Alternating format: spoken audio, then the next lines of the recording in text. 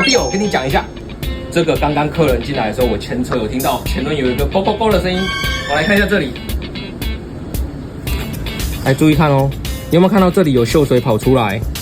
我看一下前轮，有没有看到这里有间隙在晃动？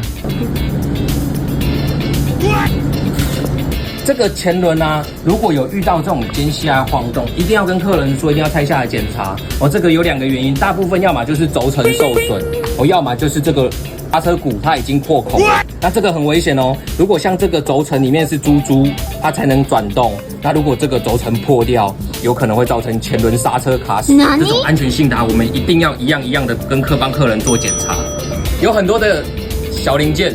大家都需要注意，因为其实有一些东西真的相关安全性的部分，你也想要得到这样的见解吗？赶快来找 Hanson 哥，我来帮你检查。